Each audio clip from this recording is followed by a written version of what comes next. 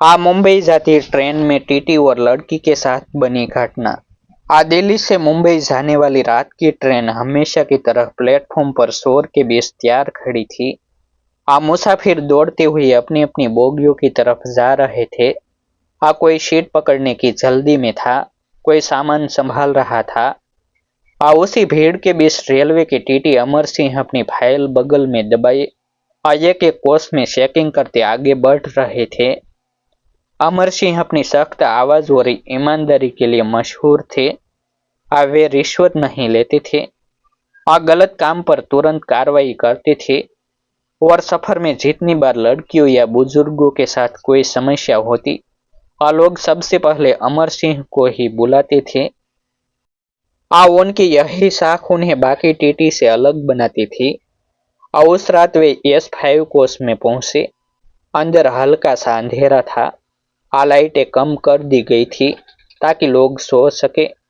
लेकिन अभी भी चेकिंग बाकी थी। अमर सिंह धीरे धीरे सीटों के नंबर देखते, टिकट मांगते, लोगों से बातचीत करते हुए आगे बढ़ रहे थे।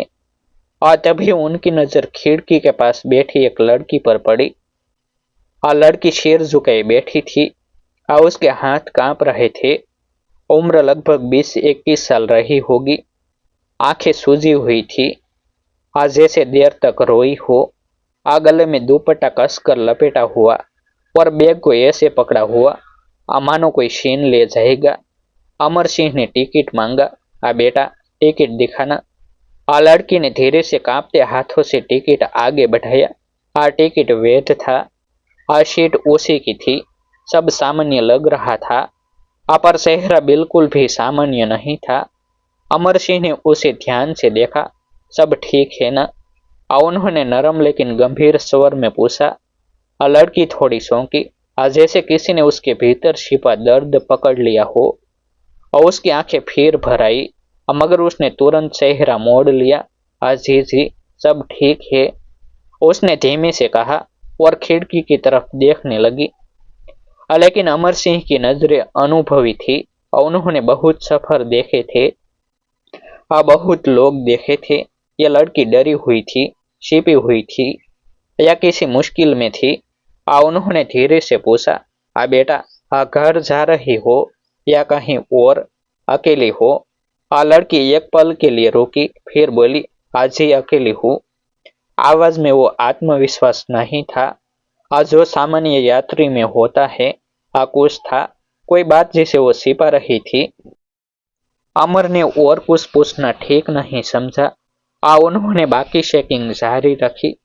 लेकिन मन उसी लड़की के पास अटका रहा। कोच S5 के ठीक बाहर दो आदमी बार बार अंदर झांक रहे थे। वे एक दूसरे से खुसुर पुसुर कर रहे थे। उनके चेहरे पर बेचैनी थी, जैसे किसी को ढूंढ रहे हो। अमर सिंह ने उन्हें घूरा। कौन सा कोच है तुम्हारा? उन्होंने उनसे पूछा। दोनों घबरा गए। जी, हम S2 में है। गलती से इधर आ गए। लेकिन उनका जवाब जितना सीधा था और उनका व्यवहार उतना ही टेढ़ा। अमर ने उनके जाने तक निगरानी की। फिर खुद S5 में लौट आए। वही लड़की अभी भी खिड़की के पास बैठी थी, पर अब उसके चेहरे पर डर थोड़ा और बढ़ गया था। शायद उन दोनों आदमियों को उसने भी देखा था। अमर धीरे से उसके पास पहुंचे और बोले, बेटा, अगर किसी से डर लग रहा हो तो बता देना। तुम अकेली सफर कर रही हो। जिम्मेदारी मेरी है। कोई परेशानी हो तो मैं यहीं हूँ। लड़की की आंखें भर आई। वो कुछ कहना चाहती थी और उसके होठ हिले भी, लेकिन वह खुद को रोक गई। नहीं, ऐसी बात नहीं, मैं ठीक हूँ, उसने कहा। लेकिन आवाज टूटी हुई थी। रात गहरा रही थी। आज ज्यादातर यात्री सो चुके थे। केवल पंखे की आवाज और पटरियों पर गड़गड़ाती ट्रेन की धुन सुनाई दे रही थी।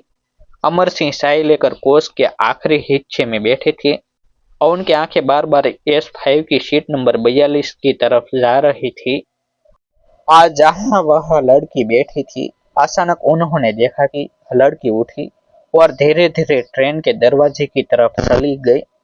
यह देखकर अमर सिंह की भौहें सिकुड़ गई। इतनी रात अकेली लड़की दरवाजे की तरफ क्यों जा रही है। वे भी तुरंत उसके पीछे गए।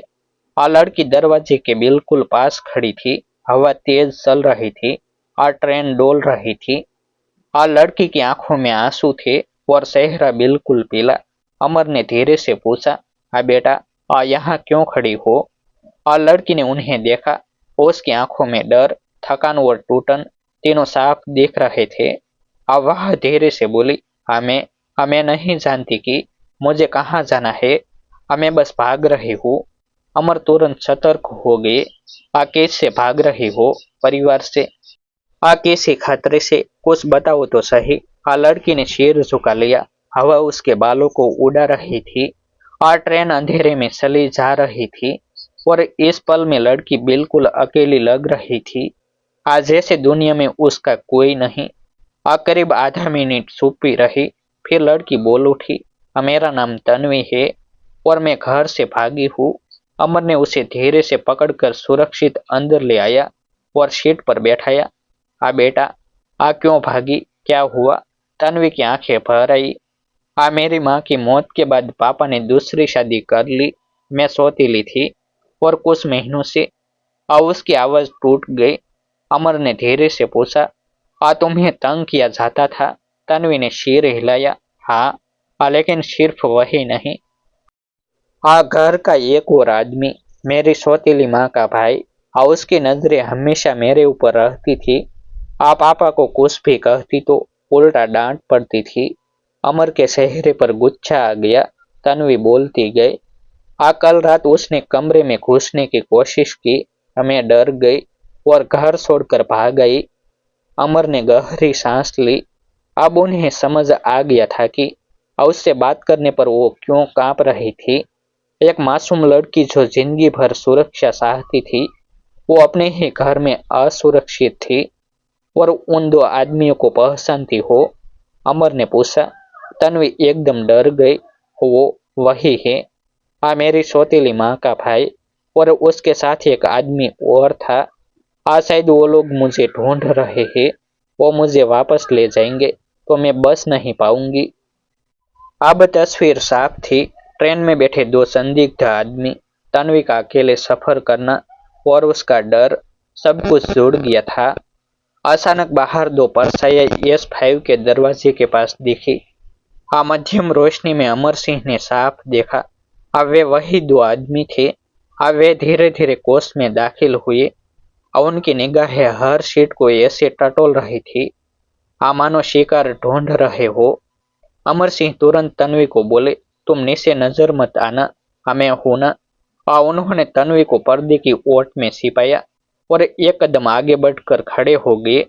दोनों आदमी अमर के पास आए और झूठा मुस्कुरा कर बोले, साहब, एक लड़की ढूंढ रहे हैं। वो हमारी रिश्तेदार है। घर से नाराज होकर भाग आई है। हमें उसकी फिक्र है। अगर दिखे तो बता दीजिए। अमर की नजरों में गुस्सा चमक गया। लेकिन उन्होंने संयम रखा। नाम क्या है? तन्वी, आदमी बोला। अमर हल्का सा मुस्कुराया पर आंखें तलवार जैसी थी। यहाँ नहीं है और अगर मिली तो पहले मैं उससे बात करूंगा। आप दोनों अपनी कोच में वापस जाइए। दोनों ने एक दूसरे को देखा, फिर कोच से बाहर चले गए। लेकिन उनकी साल बता रही थी कि वे अभी भी आसपास ही है। तन्वी पर्दे के पीछे से धीरे से बोली, वे नहीं मानेंगे। वो मुझे हर हाल में ले जाएंगे। साहब, मैं क्या करूं? अमर सिंह उसके सामने खड़े हुए और बोले, जब तक मैं हूं कोई तुम्हें हाथ भी नहीं लगा सकता। लेकिन बात सिर्फ आज की नहीं है। तुम्हें हमेशा के लिए सुरक्षित करना है।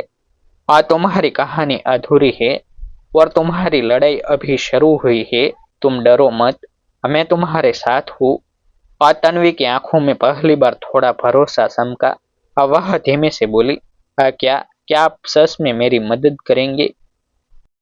अमर की आवाज दृढ़ थी, आज नहीं, हमेशा। और अब शुरू होती है असली कहानी। उन दोनों आदमियों को कोच से जाते हुए देखकर तन्वी थोड़ी शांत हुई। लेकिन उसके चेहरे पर डर अभी भी साफ था। अमर सिंह ने उसे पानी दिया और कहा, डरो मत, अब मामला मेरे हाथ में है। ट्रेन अगले स्टेशन कोटा पर रुकने वाली थी। अमर ने तुरंत वॉकी टॉकी से आरपीएफ को सूचना दी, एक लड़की की सुरक्षा का मामला है और दो आदमी उसका पीछा कर रहे हैं। आज स्टेशन पर सुरक्षा तैयार रखो। और ट्रेन धीमी हो रही थी कि तभी वे दोनों आदमी वापस कोच में घुस पड़े। इस बार उनका इरादा साफ था, तन्वी निकल बाहर। उनमें से एक चिल्लाया। यात्री घबरा गए। तन्वी सहम कर अमर के पीछे छिप गई। अमर सिंह गरज पड़े, पीछे हटो, यह लड़की अब रेलवे की सुरक्षा में है। लेकिन वो आदमी आगे बढ़े। एक ने तन्वी की तरफ हाथ भी बढ़ाया। अमर सिंह ने उसका हाथ पकड़कर जोर से झटका दिया। कान खोलकर सुन लो, यह बच्ची अब तुम्हारी नहीं। और उसी समय ट्रेन स्टेशन पर रुकी और 4 आरपीएफ जवान दौड़ते हुए पहुंचे। अमर ने इशारा किया, यही दोनों है। और जवानों ने दोनों को पकड़ लिया। वे सटपटाते रहे, लेकिन उनकी दाल गलने वाली नहीं थी।